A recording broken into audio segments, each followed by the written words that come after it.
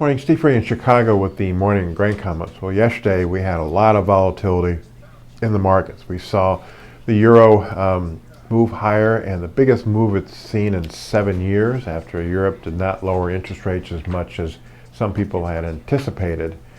We also had a few articles out that suggest that globally, when we took away energy and food prices, those inflation numbers are actually starting to move a little bit higher. So that might have also triggered a little bit of selling in the dollar, selling in the stock market, the selling in the bond market, and also a little bit of a bounce in some of the commodity markets. Right now things are a little bit more under control. We've got beans down a little bit, corn unchanged, and wheat up a little bit. The dollar is higher, and crude's higher, awaiting the big OPEC meeting today to see if there's going to be any quotas or not. We'll also be watching the U.S. jobs data to see if that kind of brings back to reality some of the issues that has helped rally the dollar over the last few months. As far as the grain markets are concerned, not a lot of new news. I mean, for December 9th, most of the trade expects very little changes in the U.S. corn, soybean, and wheat carryouts, and not much change in the global corn, wheat, and soybean carryouts. We're dry in the Midwest. We're going to be dry for the next couple of weeks. The long-term forecast, though, could suggest that rains might return to the Midwest, which is a good thing for 2016 crops. In South America, Brazil looks like most of the regions will be getting a rain over the next week or so. Then dry conditions return. Argentina conditions are fine. There is some reports out that both houses of Congress have introduced legislation to change the biofuel credit to a producer credit. This is one of the things that got us up to 31 cents a pound in soybean oil. It would add demand to next year's soybean oil and make things a little bit tighter.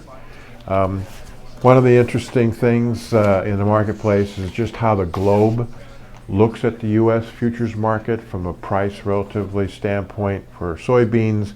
As the year comes to a close, you see most people talking about a lot of volatility in the marketplace. As you know, the debate goes on whether or not we'll see this producer credit happening.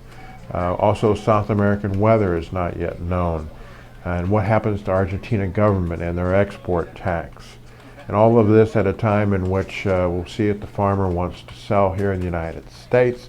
And also we'll be looking to see, bottom line, there's adequate supply in the world, and is there enough demand to satisfy that and justify these higher prices.